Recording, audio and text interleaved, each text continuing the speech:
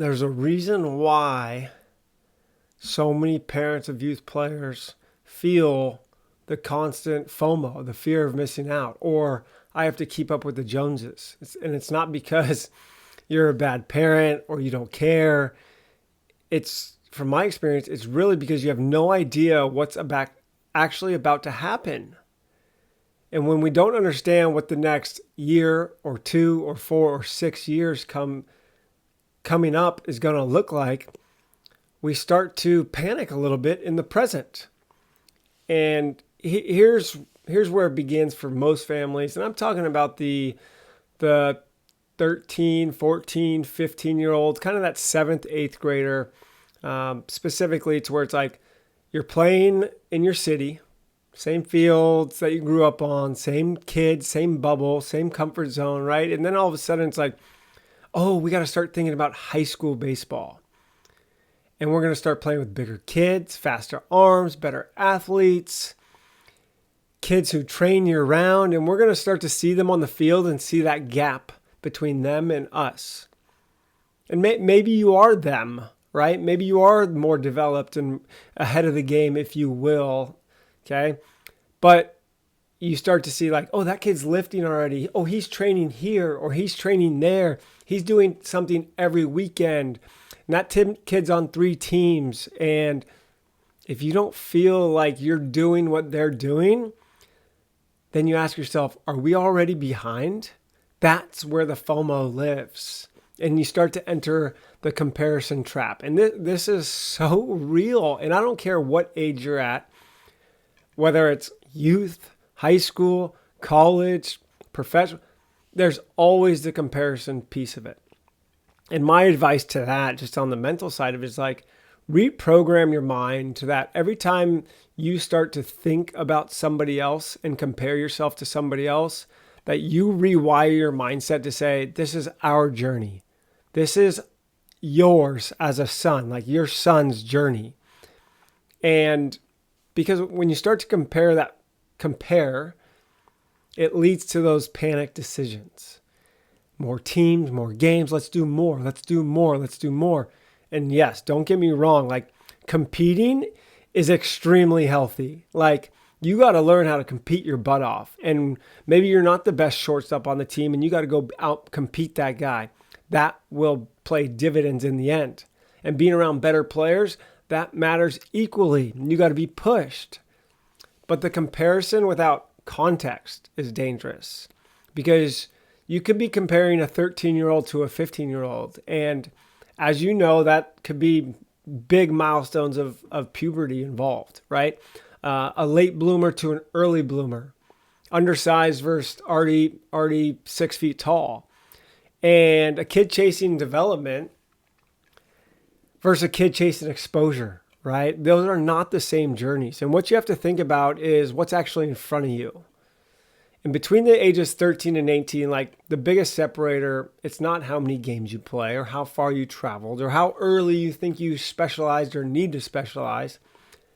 This is coming from a college coach who's done it and helps college athletes now and even deals with professional athletes. It's like you need to build athleticism, body awareness, strength, nutrition, your skill habits, your off the field habits, the mental game, which is like confidence, emotional awareness, regulation, responding.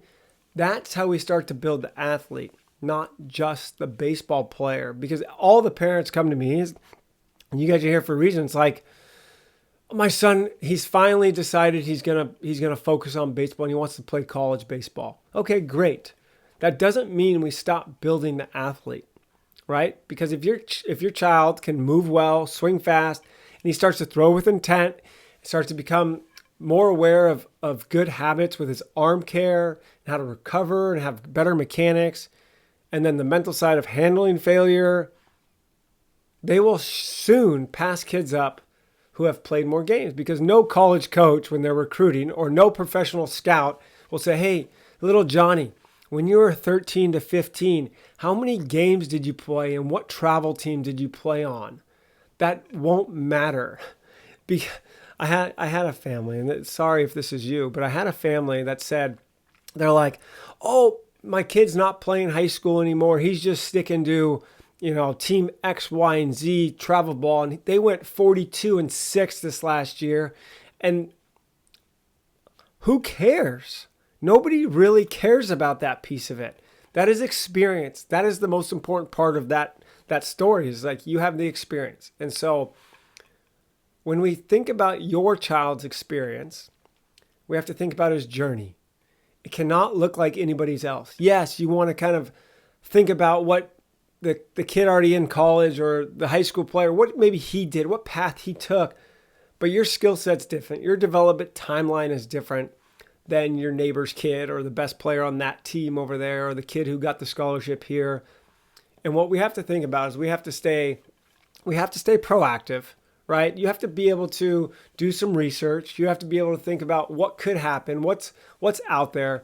But at the forefront of it all is like that athleticism, right? Build the person, build the player.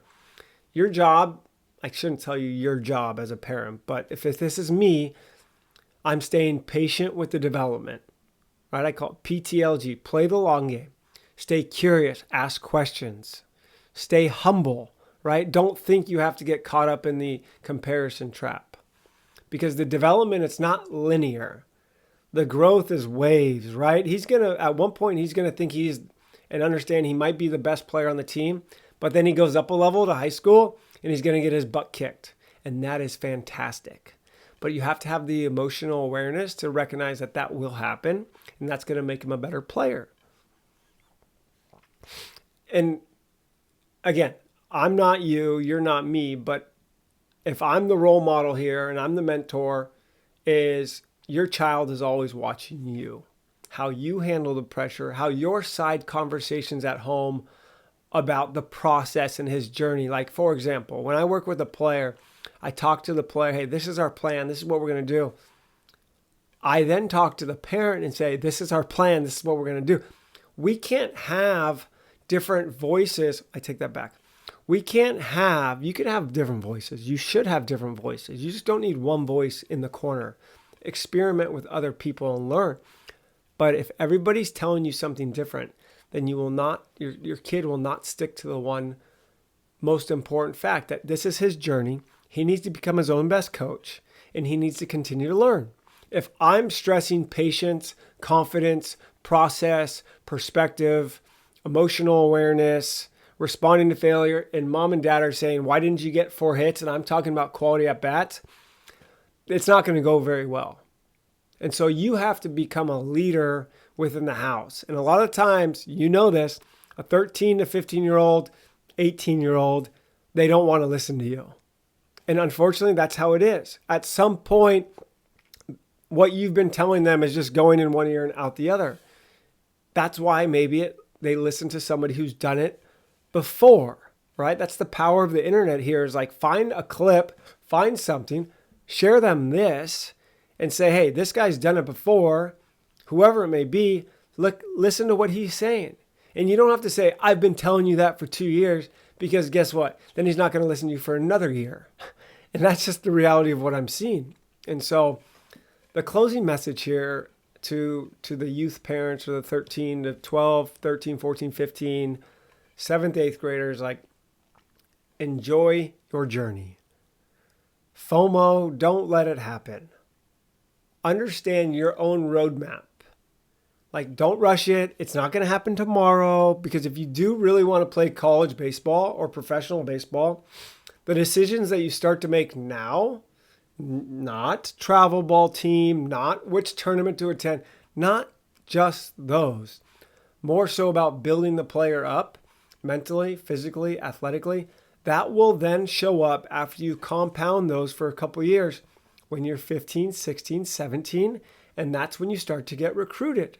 You start to reap the benefits of your discipline and your mindset from a couple years back. So start laying your foundation. If you think about it as like pouring concrete on a foundation of a house when you're building the house, if that concrete is poured half-ass and it doesn't have good detail and it doesn't have a solid foundation and you rush it, the concrete's going to crack in a couple years, But if you take your time with it and you have a clear idea of what you're going to do and you blueprint the whole house foundation wise, all the way from the bottom to the top, then all of a sudden it's going to be a house that lasts you your whole lifetime. Continue to build the house, build the athlete, build your own journey, and PTLG. Play the long game, man. That's what it's about. That's when the opportunities start to show up. If you need any help, I'm right here for you. Subscribe here. We'll talk to you guys soon next time. I'll be back with another one of these. Talk to you guys.